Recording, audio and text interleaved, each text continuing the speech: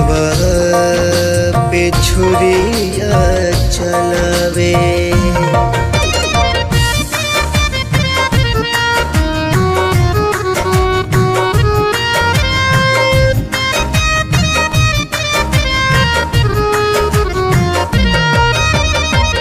केहू से प्यार सुना यार ना होई दोबारा,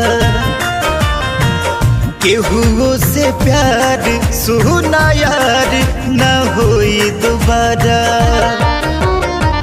मोहब्बत के नैया कबो लागे ना किनारा, मोहब्बत के नैया कबो लागे ना किनारा। केहू से प्यार अब होई ना दोबारा, केहू से प्यार सुना यार ना होई दोबारा।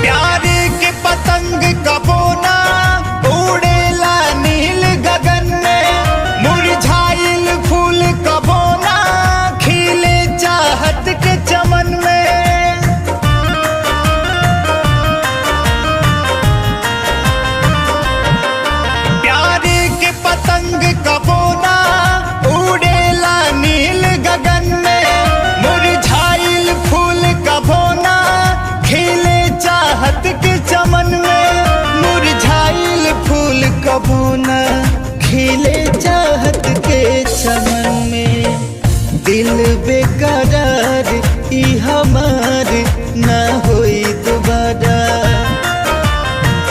दिल बेकरार ई हमार ना होई दोबारा। मोहब्बत के नैया कबो लागे ना किनारा, मोहब्बत के नैया कबो लागे ना किनारा। केहू से प्यार अब होई ना दोबारा, केहू से प्यार सुना यार ना होई दोबारा।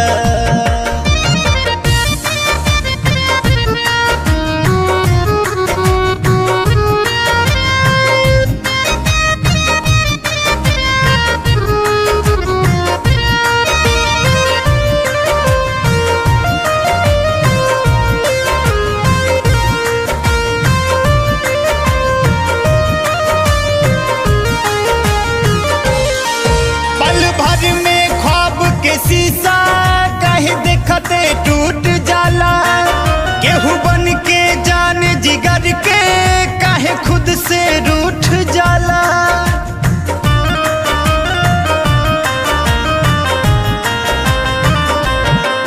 पल भर में ख्वाब के शीशा कहे देखते टूट जाला, केहू बन के जान जिगर के काहे खुद से रूठ जाला।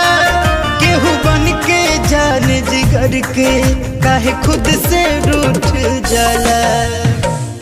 अमित नैनाचार ई हमार ना होई दोबारा, अमित नैनाचार ई हमार ना होई दोबारा। मोहब्बत के नैया कबो लागे ना किनारा, मोहब्बत के नैया कबो लागे ना किनारा। केहू से प्यार अब होई ना दोबारा, केहू से प्यार सुना यार ना होई दोबारा।